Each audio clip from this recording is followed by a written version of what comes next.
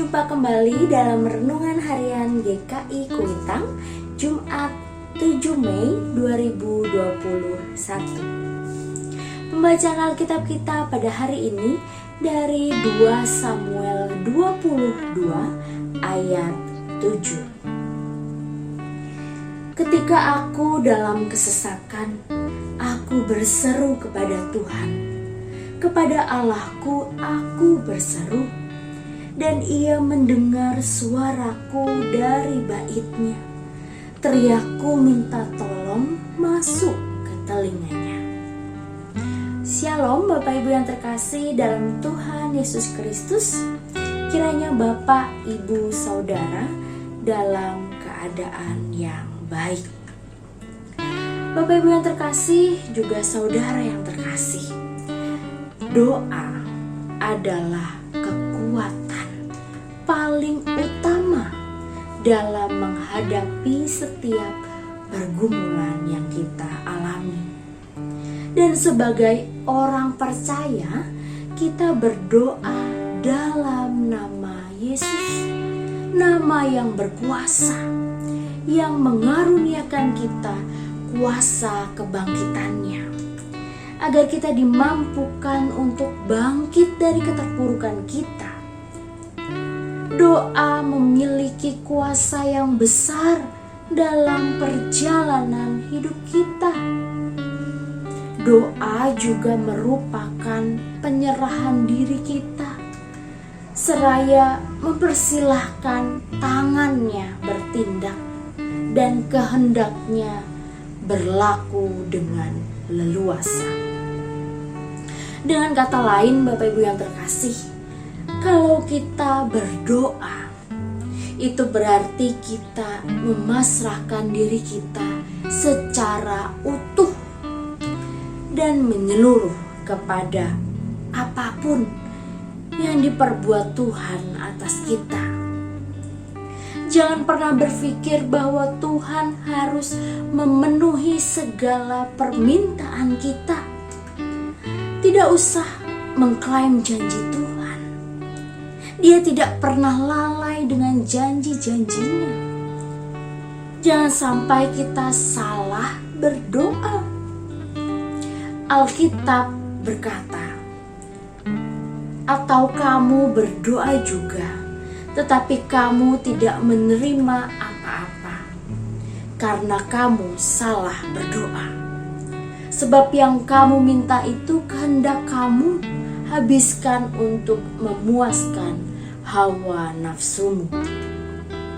Bapak Ibu yang terkasih, untuk itu Tuhan Yesus mengajarkan kepada kita doa Bapa kami.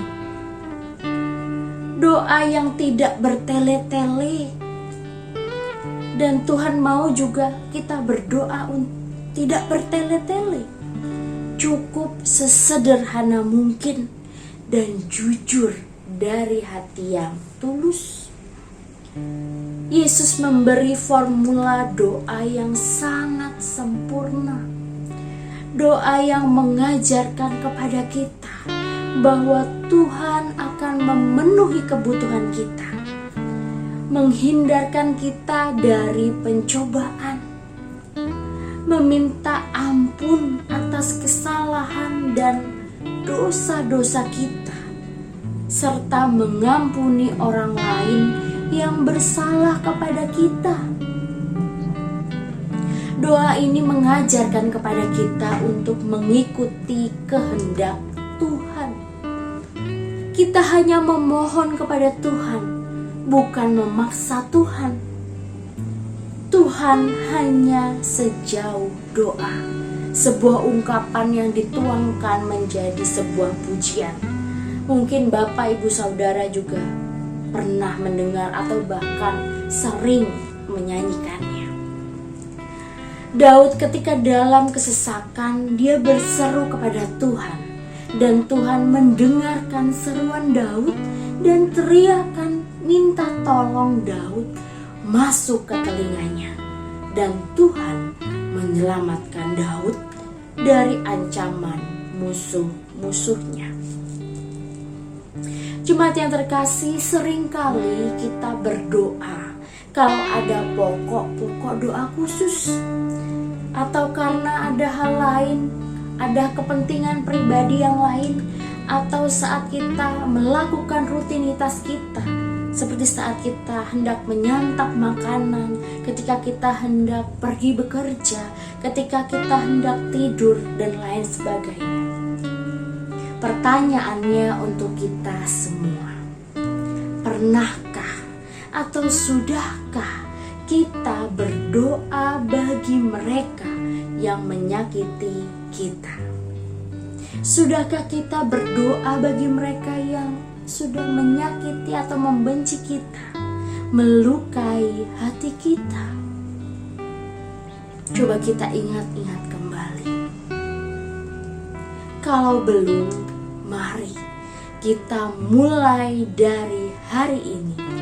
Kita doakan mereka yang menyakiti kita. Kita doakan mereka yang membenci kita.